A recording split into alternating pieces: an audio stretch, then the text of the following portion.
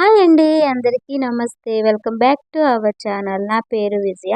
ఈరోజు white rice లేకుండా దోశలు మనం ఎలా ప్రిపేర్ చేసుకోవాలో నేర్చుకుందామండి. కావలసిన ఇంగ్రీడియంట్స్ అన్నీ ఇవి. వీటితో పాటు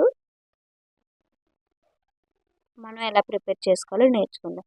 ముందుగా ఒక బౌల్ తీసుకుని ముందుగా ఒక కప్పుడు రాగులు వేసుకోవాలి. తర్వాత సామలు, లిటిల్ మిల్లెట్స్ అండి.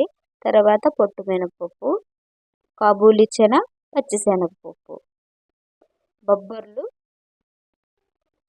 పెసలు, నల్ల శనగలు, రెడ్ రైస్. ఇవన్నీ కూడా ముందు రోజు నైట్ నానబెట్టుకుంటే మార్నింగ్కి మనకు చక్కగా నానుతాయి. ఇలాగా చూడండి, ఇలాగా నాని ఉంటాయి మార్నింగ్కి. ముందు రోజు నైట్ కన్నా ముందు రోజు ఆఫ్టర్నూన్ మనం నానబెట్టుకున్నాం అనుకోండి, ఈ టైంకంటే మార్నింగ్ మనకి మొలకలు కూడా వస్తాయి. ఆ విధంగా ట్రై చేసినా కూడా చాలా బాగుంటుంది హెల్త్కి. ఇలా నానిన వాటిని శుభ్రంగా కడిగి మట్టి లేకుండా మిక్సీ జార్లో వేసుకుని మెత్తగా మిక్సీ పట్టాలి. మిక్సీ పట్టిన తర్వాత వేరొక బౌల్లోకి వేసుకోవాలి. ఇలా వేసుకుని సరిపడంత ఉప్పు కలిపి పక్కన పెట్టుకోవాలి.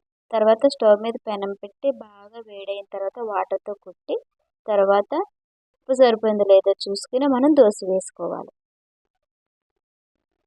వేసుకుని ఇదంతా పరచాలి. సిమ్లోనే కుక్ చేయాలండి. మనం హై ఫ్లేమ్లో కుక్ చేస్తే మాడిపోతుంది తప్ప దోశ ఎక్కడ ఉడకదండి, పచ్చి పచ్చిగానే ఉంటుంది. కొంచెం సహనం ఓర్పు ఉంటేనే ఈ దోశలు వేసుకోవాలి. టేస్ట్ చాలా బాగుంటుందండి. వితౌట్ వైట్ రైస్ లేకుండా ఇలా ట్రై చేయండి. అందరూ తినొచ్చు, చిన్నపిల్లల నుంచి పెద్దల వరకు అందరూ కూడా.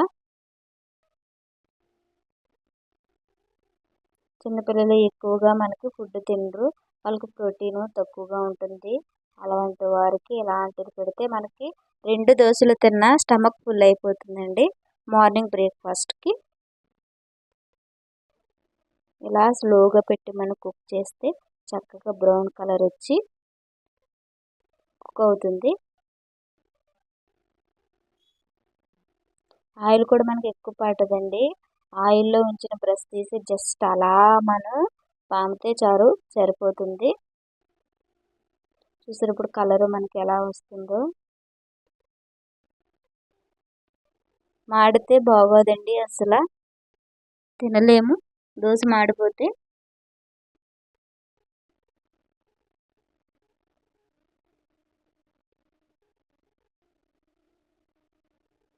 మా వీడియో కనుక మీకు నచ్చితే లైక్, షేర్, సబ్స్క్రైబ్ చేయండి. చూడండి, చాలా ఈజీగా కూడా మనకి దోశ వచ్చేస్తుందండి. పెనాన్ని అంటుకొని ఉండదు, చక్కగా కుక్ అయింది. ఈ విధంగా ప్రిపేర్ చేసుకుని మంచిగా పల్లీల చట్నీ, టమాటా చట్నీ, ఏ చట్నీతో తిన్నా కూడా బాగుంటుంది.